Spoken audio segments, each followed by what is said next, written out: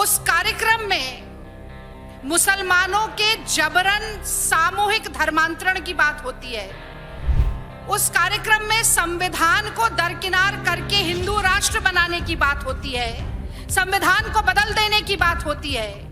उसमें बात होती है कि मुसलमानों को मार पीट कर कैसे भारत की सीमा से बाहर फेंका जाए। और आश्चर्य की बात देखिए, इस कार्यक्रम को भारत सरकार प्रायोजित करती है। क्या आपने कभी सुना है कि किसी देश की सरकार अपने ही देश में एक बड़े वर्ग के खिलाफ बोलने के लिए लाखों रुपए कथित तौर पर खर्च कर रही हो?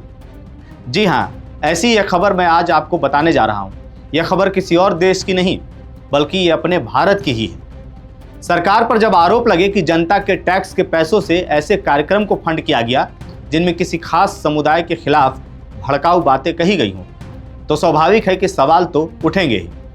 ऐसे में यह मामला सिर्फ एक कार्यक्रम तक का नहीं रह जाता है, बल्कि यह सामाजिक सद्भाव, सरकारी जवाबदेही और राजनीतिक नैतिकता से भी जुड़ जाता है। तो क्या है पूरी खबर, चलिए जानते हैं।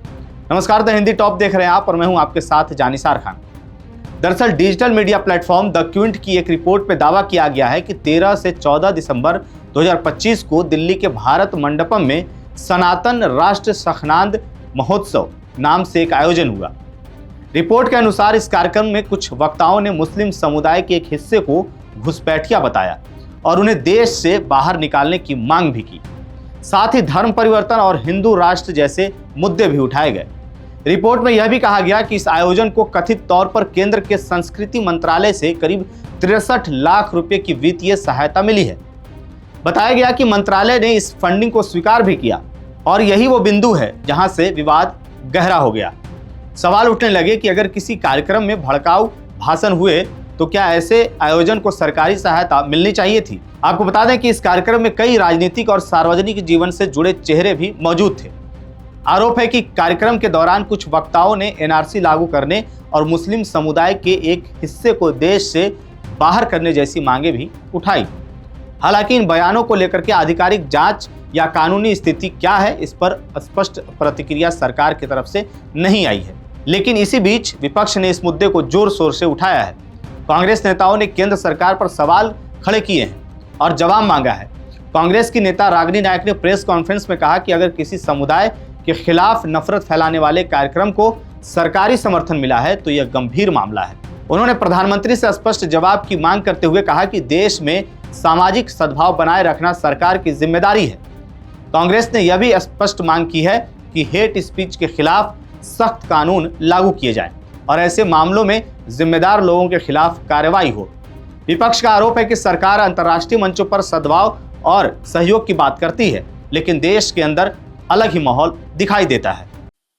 कि एक सांप्रदायिक संगठन सनातन संस्था ने भारत मंडपम में सनातन राष्ट्र शंखनाद महोत्सव आयोजित किया।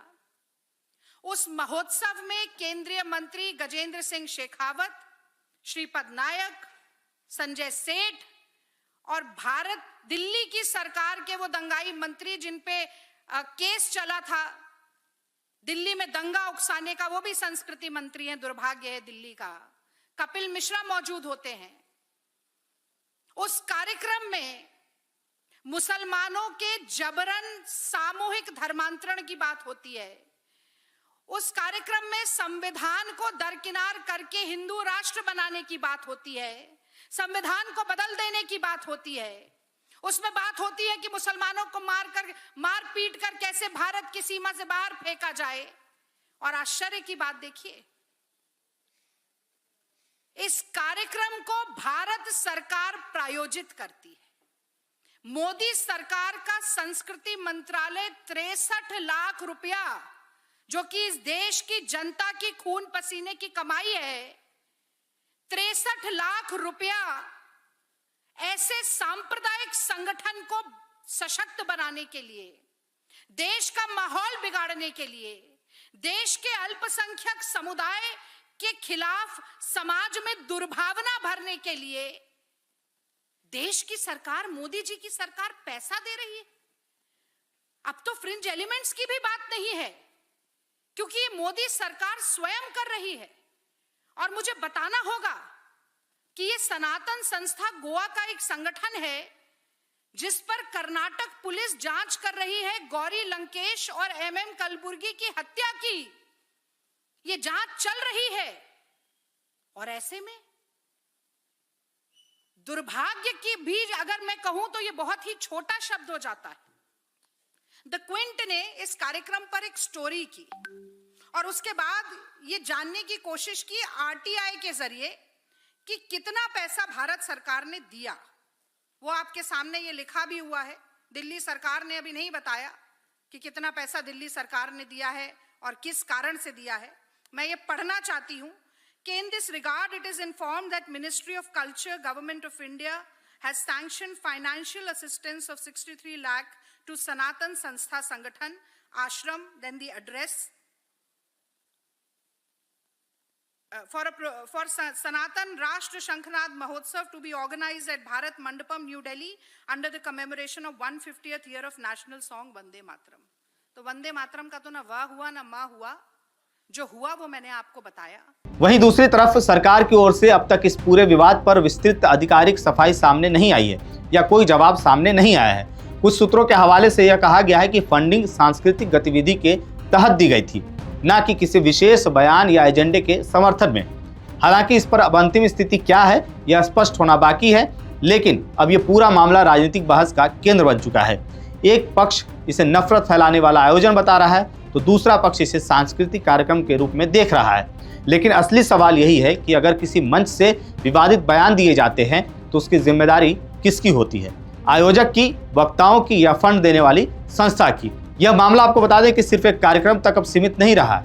यह उस बड़े सवाल को भी सामने लाता है कि आखिर लोकतांत्रिक देश में सरकार की भूमिका क्या होनी चाहिए। क्या उसे हर तरह के सांस्कृतिक आयोजन को समर्थन देना चाहिए या पहले यह सुनिश्चित करना चाहिए कि उससे समाज में विभाजन ना बढ़े।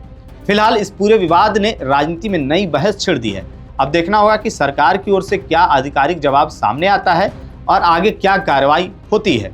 आप इस पूरे मामले को कैसे देखते हैं? क्या यह राजनीतिक आरोप प्रत्यारोप है या वाकई गंभीर जांच का विषय है? अपनी राय कमेंट में हमें जरूर बताइएगा। मेरा नाम है जानिसार खान, आप देख रहे हैं द हिंदी टॉप। वीडियो अच्छी लगे तो चैनल को सब्सक्राइब कीजिएगा और हमें इंस्टा, फेसबुक और एक्स पर भी फॉलो कीजिएगा।